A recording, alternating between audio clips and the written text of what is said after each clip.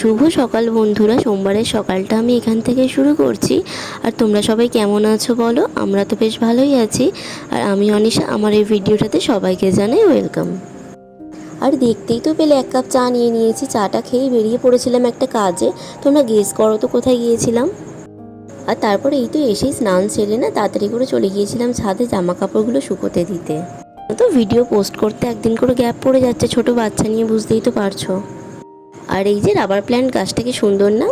আর আজকে দুপুরে সব রান্না মা করেছিল। ছিল গরম গরম ভাত ছিল, আর ওই পেঁয়াজ দিয়ে কলমি শাক ভাজা হয়েছিল।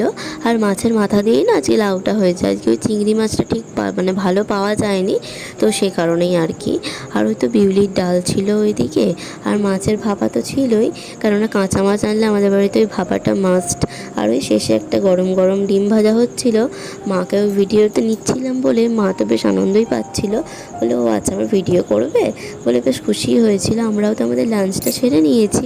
আর এই তো এখন পৃথ্বীরাজের লাঞ্চটা একটু ভালোভাবে প্রিপেয়ার করে নিচ্ছি। তো এটাকে না ভালো করে একটু ওই মানে ওই যে একটা গ্লাস হয়, ছোটো গ্লাসের পিছনটা দিয়ে ভালো করে একটুখানি স্ম্যাশ করে নিচ্ছিলাম।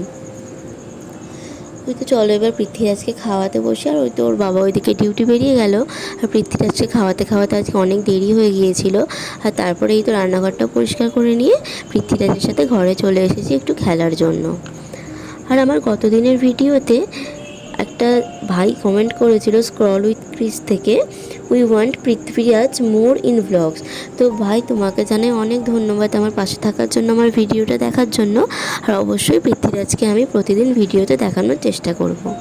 তো দেখেছো পৃথ্বীরাজ তো ভাবছিল মা কখন আমাকে বেড়াতে নিয়ে যাবে, ওই জন্য খেলছিল। যখন বলেছি ঘুমো, ও বুঝতে পেরে কান্না করছিল।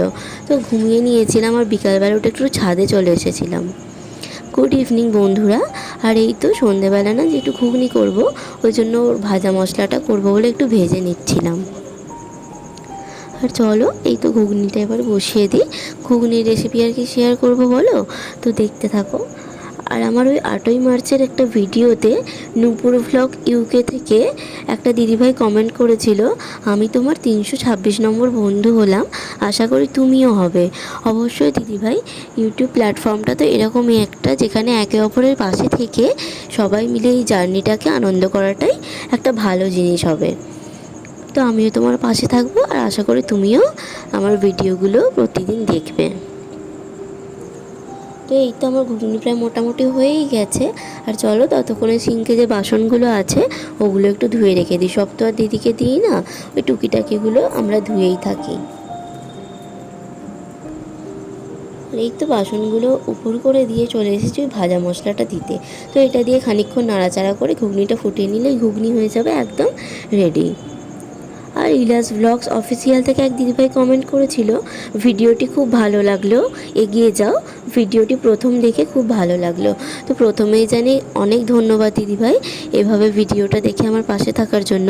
আর আমার ভিডিও যে তোমার ভালো লেগেছে এটা শুনেই খুব ভালো লাগলো, কারণ ছোটো বাচ্চা নিয়ে বুঝতেই তো পারছো, ওই যেটুকু পারি সেটুকু ভিডিও ক্যাপচার করি তোমাদের সাথে শেয়ার করার চেষ্টা করি। চলো টাটা, ভালো লাগলে একটা লাইক করো, ভালো থেকো।